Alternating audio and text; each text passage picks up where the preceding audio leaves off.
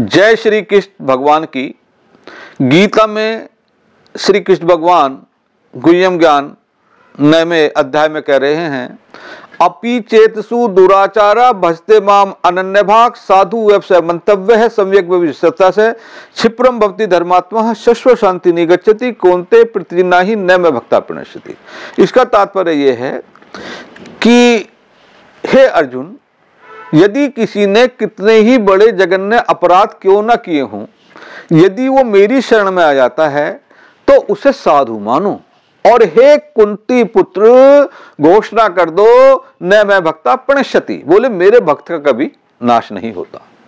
मेरे पर समय समय पर फोन आते रहते हैं आईटी के बच्चों का, बोले गुरुजी आप कहते हो, क्योंकि जैसा संत कहते हैं मैं उसे फॉरवर्ड कर देता हूं, जैसा संत कहते हैं गीता पढ़ो आगे बढ़ो।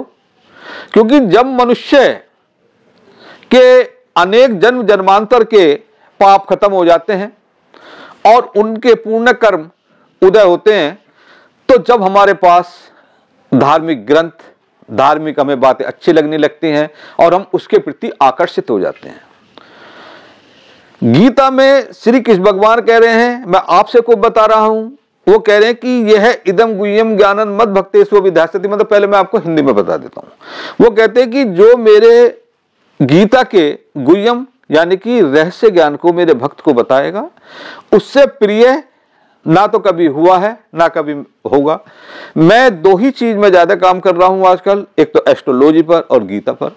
मैंने इसे एक बार बहुत बड़ा मिशन भी चलाया था। मेरे कुछ मान लो, मेरी परेशानियां मान लो, कुछ मान लो, मैं समय समय पे इससे हटता जाता हूं। तो मेरे पास काफी टाइम से जो आईटी के बच्चे हैं, क्योंकि दो तरह के होते हैं, बहुत से आध्यात्म में जाना चाहते हैं लेकिन उन्हें एक पथ नहीं मिलता। वो कहते हैं गुरुजी हमें एक ऐसा पथ दिखाओ कि हम गीता का अध्ययन करना चाहते हैं, पर इतना समय नहीं रहता, क्योंकि हमारे टाइम से क्योंकि मैं बताता रहता हूँ उस टाइम करो, बैठ के करो, पूजा पाठ, बोले हमें समय नहीं मिलता। तो मैं ये कोशिश कर रहा हूँ अपनी तरफ से, करने वाले तो परमपिता परमेश्वर है, कि मैं आपको एक अध्याय, जैसे कि आज मैं बता रहा हूँ भक्ति योग 12वें अध्याय के 20 श्लोक में आपको बिल्कुल डिक्टो बताऊंगा। पहले संस्कृत बताऊंगा, फिर उसका मैं हिंदी में उसका रूपांतरण भी बताऊंगा। मुझे 35 साल हो गए, 35 ईयर्स हो गए। भगवान की कृपा से मैं डेली गीता पढ़ता हूं, लेकिन जब भी मैं गीता पढ़ता हूं तो मुझे नए नए चीज मुझे प्राप्त होती हैं। एक मैंने क्या देखा, जब मैं इसे नास्तिक की तरह पढ़ता हूं, क्योंकि पढ़ना भी चाहिए, क्योंकि मैं चाहे तो मैं साइंस का स्टूडेंट रहा हूं कि मैं खोज करता रहता हूं, जैसे मैंने तंत्र में भी खोज करी, ऐसे ही मैंने ज्योतिष में खोज करी, और यहां मैं सरेंडर होकर करता हूं कि हे प्रभु, हे परमपिता परमेश्वर, आप जो निर्देश दे रहे हो मैं उन्हीं का पालन करूंगा। लेकिन मैंने एक चीज देखी, जो मैं अपना अनुभव बता रहा हूं, कि मेरे मन में कभी भी कोई क्वेश्चन पैदा हुआ, उसका जवाब मुझे तुरंत मिला। आज जैसे एक फॉर एग्जाम्पल छोटी सी बात बता रहा हूं मैं, एक बार मैं किसी कारणवश मेरी फैक्ट्री फेल हो गई थी, मुझे बहुत बड़ा नुकसान हो गया, तो मैं मंदिर जाता था, तो वहां मैं देखता था कि लोग बाग मंदिर जमाने में, लगभग 30 साल पुरानी बात बता रहा हूं, 500-700 रुपए का दान कर देते थे। ये भी चढ़ा, वो भी चढ़ा, ये भी चढ़ा। जीव है, कोई भी क्वेश्चन पुटअप हो सकता है। तो मेरे मन में एक क्वेश्चन पैदा हुआ, मैंने कहा यार मेरी भगवान, मेरी माँ भगवती क्या सुनेंगी। कोई ने 11 किलो दूध चढ़ा रहा, कोई ने फूलों की भी चढ़ा रहा, कोई अर्पण कर रहा है। तो मैंने कहा मैं तो जाता हूँ, दूध चढ़ जाता हूँ, नमस्कार कर जाता हूँ, ओम ऐं ह्रीं क्लीं से पाठ कर जाता हूँ। तो जैसे मेरा एक नियम था कि मैं वहां से आकर घर में पूजा करता था, तो मन बड़ा परेशान था। तो मैंने जैसे ही गीता खोली तो मुझे कौन सा श्लोक मिला, वेदेषु यज्ञेषु तपेषु च वेदानेषु यत् पुण्य फलम प्रतिष्ठम तत्ति सब तत्सर्वम इदम उत्तम। मतलब वेदों के अध्ययन से, यज्ञ से, तप से, दान से जो प्राप्त होता है, मेरा भक्त केवल भक्ति से ही प्राप्त कर लेता। तो जब मैंने ये श्लोक पढ़ा कि मेरा भक्त केवल भक्ति से ही प्राप्त कर लेता है, मैं आपको उसका शब्दों में नहीं बता सकता। मुझे इतनी प्रसन्नता मिली और मेरा जो कॉन्फिडेंस था वो पूरा एकदम पक्का हो गया। यदि हमारे मन में कोई भी संशय है, चाहे वो धर्म का हो, चाहे हमारी हेल्थ का हो, चाहे हमारे प्रारब्ध का हो, चाहे हमारी कोई परेशानी का हो, यदि हम गीता पढ़ेंगे तो उसका उत्तर अवश्य ही मिलेगा। तो मैंने आईटी के बच्चों से कहा कि मैं आपके लिए इतना कर सकता हूं, जैसे 18 अध्याय हैं, बड़ा अध्याय है तो उसकी 3 वीडियो, छोटा है उसकी 1 वीडियो बना के आपको भेज दिया करूंगा। आप चलते फिरते बैठते उसे जब आपकी इच्छा हो उसे आप सुन लिया करें। यही मैं समाज को देना चाहता हूं और मैं यही कब तक करूंगा? हरी इच्छा, जब तक भगवान चाहेंगे।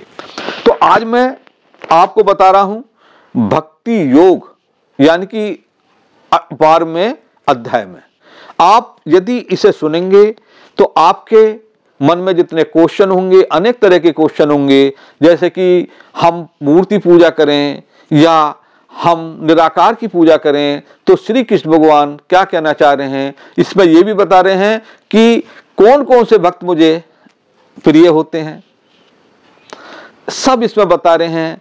और उन्होंने ये भी बताया है कि तू मुझे प्राप्त करने की इच्छा तो पैदा कर, यदि ये भी नहीं कर सकता तो ये कर। इन्हें मैं आपको बिल्कुल डिक्टो श्लोक सुना रहा हूं। यदि आपने थोड़ा सा भी इसका मनन कर लिया, आप देखेंगे कि कितनी बड़ी हमें शांति मिलेगी। होता क्या है, जो हकीकत है, हर क्षण काल हमारी आयु को खा रहा है। मैं आज लगभग 60 ईयर से ऊपर हो चुका हूं, तो मुझे अब भी ऐसा लगता है कि मैं तो अभी यंग था। ये सभी के साथ होना, और कब बुलावा आ जाए कुछ पता नहीं। यदि हम उस परम पिता परमेश्वर की शरण में चले जाएंगे तो क्या पता हो हमें इस आवागमन से मुक्ति दे दें, क्योंकि सबसे बड़ी तो भक्ति होती है। कहते हैं नारायण परा वेदा देवा नारायण जा नारायण परा लोका नारायण परा मखा नारायण पर ज्ञानम नारायण परा गता।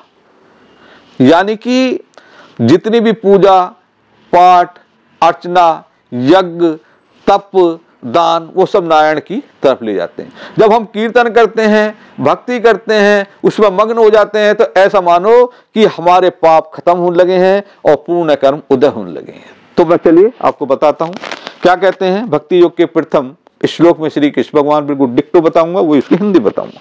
कह रहे हैं, अर्जुन पूछ रहे हैं श्री कृष्ण भगवान से, एवं सतत युक्ता ये भक्ता त्वाम उपासते ये च अपि अक्षरम अव्यक्तम तेषाम के योग वित्तमा। अर्जुन ने पूछा, जो आपकी सेवा में सदैव तत्पर रहते हैं या जो अव्यक्त निर्विशेष ब्रह्म की पूजा करते हैं, इन दोनों में से किसे अधिक पूर्ण माना जाए? पूर्णमल का कहते हैं कि इनमें से श्री कृष्ण भगवान कह रहे हैं, से पूछ रहे हैं अर्जुन कि बोले एक तो आपकी मूर्ति की पूजा करते हैं, एक आप निराकार की पूजा कर रहे हैं, जो जैसे प्रकृति है वो निराकार है, एक श्री कृष्ण भगवान उनका साकार रूप है। बोले इनमें से कौन सा श्रेष्ठ है? अब देखिए श्री कृष्ण भगवान क्या कहते हैं दूसरे श्लोक में।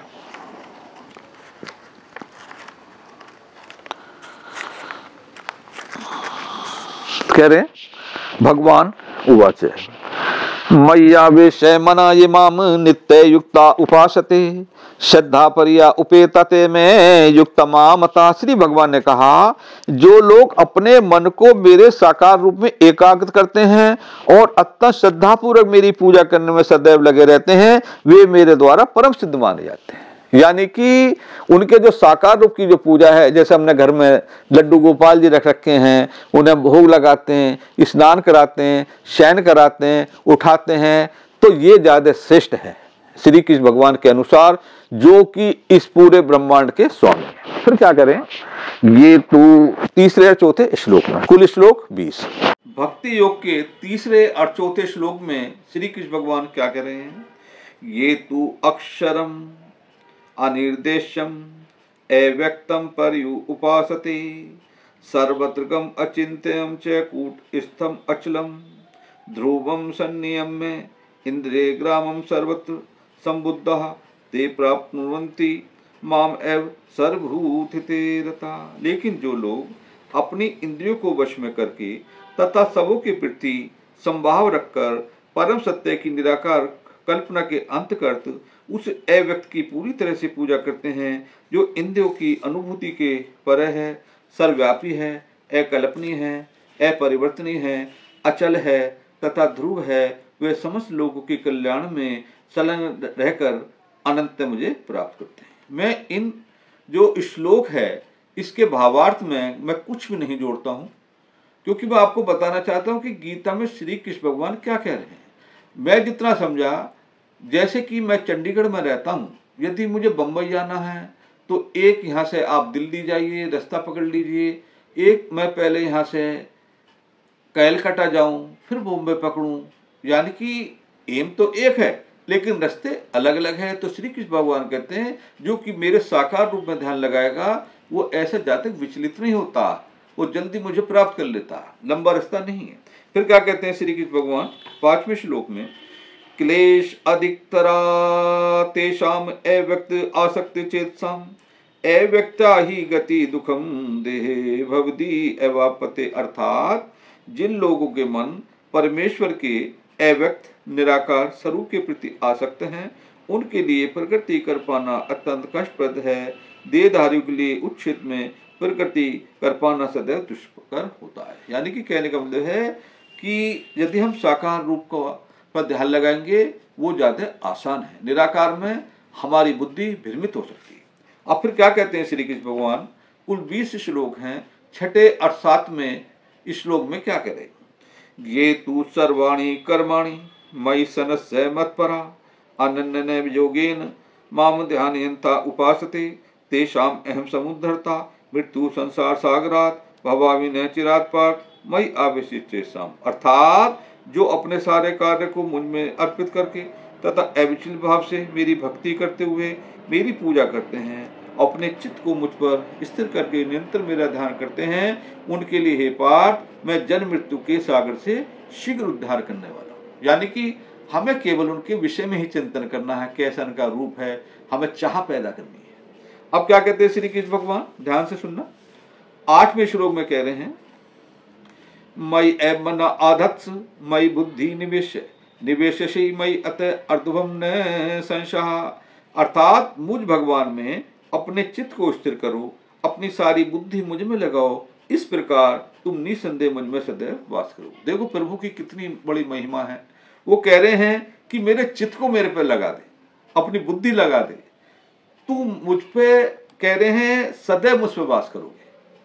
फिर क्या कह रहे हैं, अलग अलग फिर साधन बता रहे हैं, अब आपके इससे भी सरल साधन बता रहे, कह रहे हैं अत चित्तम समाधातुम न शक्नोषि मयि स्थिरम अभ्यास योगेन तत्माम आप तुम धनंजय। वो कह रहे हैं यदि तू मेरे पे चित्त को नहीं लगा सकता तो तू मुझे प्राप्त करने की चाह पैदा कर ले। जैसे जब आदमी भक्ति में चलता है तो वो कहता है कि मुझे ईश्वर कैसे प्राप्त होते, ऐसा मानो कि आप ईश्वर के धीरे धीरे समीप जाने लगे हैं। फिर 10वें श्लोक में क्या कहते हैं, अभ्यासे अपि असमर्था असि मत कर्म परमाभव मत अर्थम अपि कर्माणि कुर्वम सिद्धिम एवापसी। अर्थात यदि तुम भक्ति योग के विधि विधानों का अभ्यास नहीं कर सकते तो मेरे लिए कर्म करने का प्रयत्न करो, क्योंकि मेरे लिए कर्म करने से तुम पूर्ण अवस्था अर्थात सिद्धि को प्राप्त होगी। इनका कहने का तात्पर्य यह है कि मेरे लिए कैसे कर्म करो, मंदिर में जाओ, जोत जलाओ, सफाई करो, जो भी उनके फंक्शन हैं उन्हें मनाओ। तो देखो कैसे कैसे घटते आ रहे हैं, पहले कह रहे चित्त लगाने, फिर कह रहे इसका अभ्यास करो, फिर कह रहे मुझे प्राप्त करने की चाह करो। अब क्या कह रहे हैं, अत एतत् अपि अशक्ता असि कर्तुम मत योगम आश्रिता।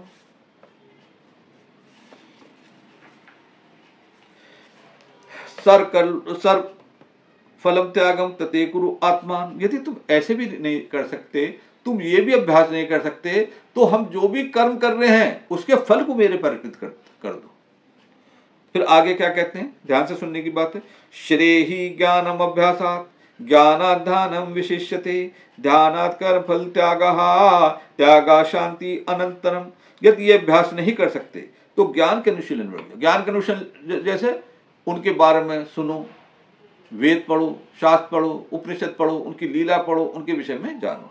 यदि तुम ये अभ्यास नहीं कर सकते तो ज्ञान के अनुशीलन में लग जाओ, लेकिन ध्यान रहे ज्ञान से श्रेष्ठ है ध्यान, और ध्यान से भी श्रेष्ठ है कर्म फलों का परित्याग, क्योंकि ऐसे त्याग से मनुष्य को मन शांति प्राप्त हो सकती है।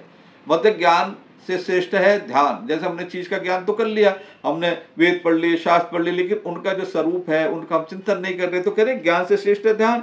और देखो ध्यान से श्रेष्ठ है कर्म फलों का परित्याग, जो भी हमने कर्म करे वो हमने श्री कृष्ण भगवान पर अर्पित कर दे। बोले प्रभु इनका जो फल है वो आप पे समर्पित है, ये ऐसा कहना श्री कृष्ण भगवान, जैसी मेरी बुद्धि है उसका मैं आपको इसके द्वारा कहने की एक कोशिश कर रहा हूं। फिर क्या कहते हैं, फिर आप फिर बता रहे कि कौन कौन से भक्त मुझे बड़े अच्छे होते। जैसे एक पुत्र होता, वो माँ बाप के कहने से चलता है तो कितने प्रसन्न हो जाते हैं। माँ बाप सोचते हैं कि मैं इसे क्या ना दे दूं। तो श्री कृष्ण भगवान कह रहे हैं कि मुझे कौन कौन से भक्त अच्छे हैं।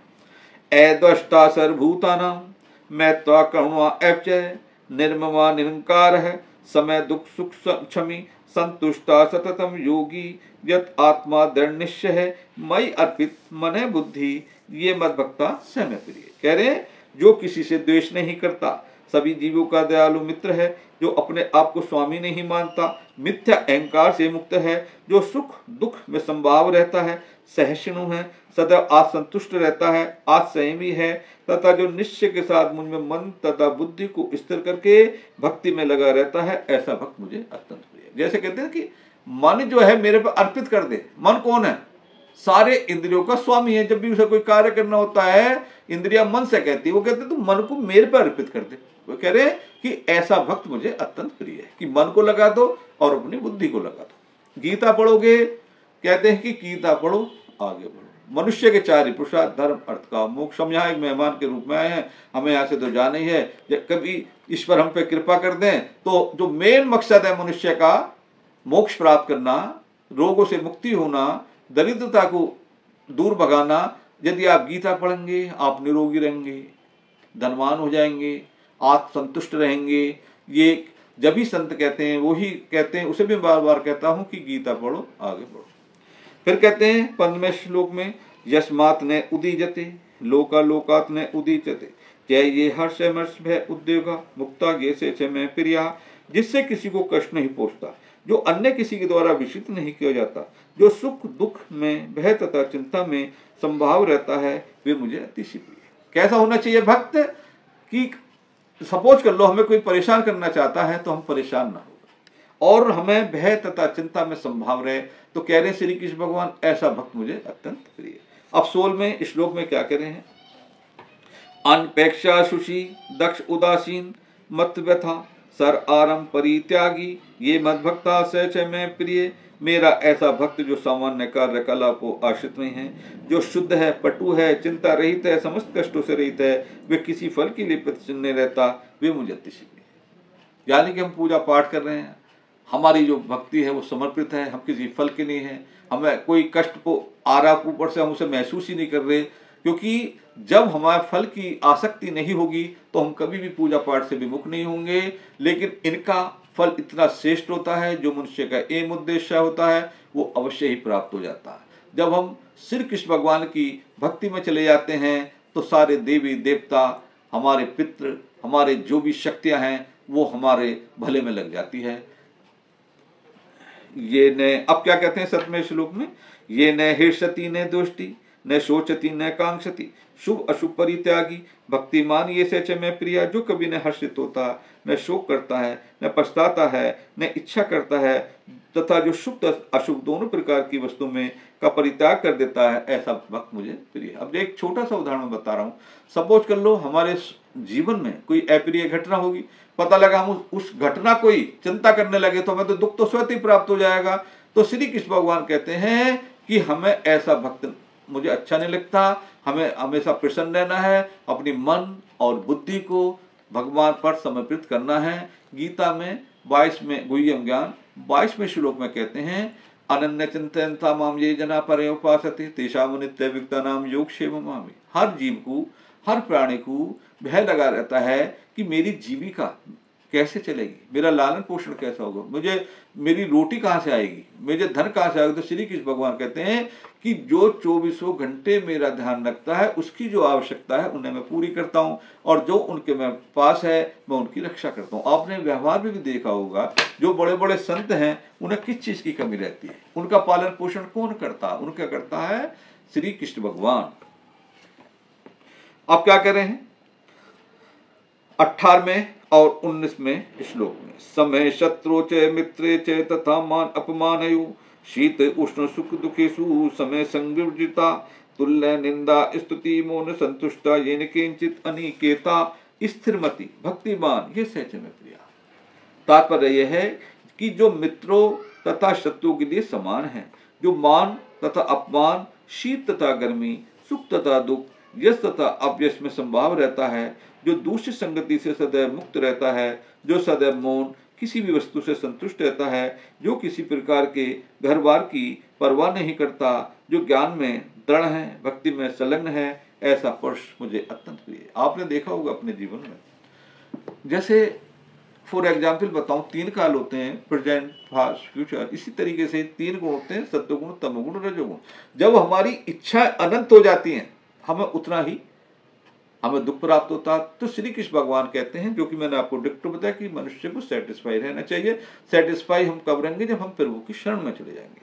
अब क्या कह रहे हैं 20वें श्लोक में, जो आखिरी श्लोक है, ये तू धर्म अमृतम इदम यथा उक्तम पर्यु उपासते श्रद्धा नाम मत परमा भक्ता ते अति में प्रिया। जो इस भक्ति के अमर पथ का अनुसरण करता है और जो मुझे ही अपना चरम लक्ष्य बनाकर श्रद्धा सहित पूर्ण रूप से संलग्न रहता है, वे भक्त मुझे अत्यंत प्रिय। कहने का मतलब ये है, जैसे कि कहते हैं नारायण परा वेदा देवा नारायण नारायण परा लोका नारायण परा मखा नारायण ज्ञानम ज्ञानम नारायण परम ज्ञानम नारायण परागता। यानी कि हम जो भी पूजा पाठ करते हैं, अर्चना करते हैं, यज्ञ करते हैं, तब करते हैं, जो हम शुभ कर्म करते हैं, वो सब नारायण की तरफ हमें लेके जाते हैं। श्री गीता में श्री कृष्ण भगवान कहते हैं, हर दुख का कारण अज्ञान है। हमें ज्ञान कहाँ से प्राप्त होगा? हमें असली ज्ञान होगा गीता के द्वारा, जो श्री कृष्ण भगवान की, यानी कि जो इस पूरे ब्रह्मांड के स्वामी हैं, उन्हें जो आदेश दिया, जिन्होंने जो हमें आदेश दिया है, हम उनका पालन करें। भक्ति आसानी से प्राप्त नहीं होती। जब हम उनका स्मरण करेंगे, उनका ज्ञान करेंगे, उनकी कृपा मांगेंगे। गीता में मैं एक श्लोक और सुनाना चाहता हूँ। कहते हैं, अन्य तु एवं अजानता श्रोता उपासते ते पीछे अतितंती मृत्यु श्रुति प्रणा। ऐसे लोग भी हैं जो परम पुरुष के विषय में कुछ नहीं जानते, वो भी उनका ध्यान करने लगे, वो भी कहने लगे जय श्री कृष्ण भगवान की, या हरे राम जो भी ओम नमः भगवत, तो वो भी इस आवागमन से मुक्ति प्राप्त हो गई। यानी कि कहने का मतलब ये है कि श्रेय ही ज्ञानम अभ्यासात ज्ञान ध्यानम विशेषे ध्यानात् कर्म फल त्याग शांति अनंतरम। ज्ञान से श्रेष्ठ ध्यान, ध्यान से श्रेष्ठ है कर्म फलों का परित्याग, और सबसे श्रेष्ठ है भक्ति। जय श्री कृष्ण भगवान की। एक आपसे प्रार्थना करना चाहता हूँ, ये जो मैं वीडियो बनाया है गीता का, जो लोग धार्मिक हो उन्हें अवश्य भेजें, खुद सुना करें। और गीता में श्री कृष्ण भगवान एक बात और कहते हैं, अभक्ता ने कदाचन। जो भक्ति पर विश्वास नहीं करते, उन्हें ये वीडियो कभी ना भेजें। बोले जय श्री कृष्ण भगवान की।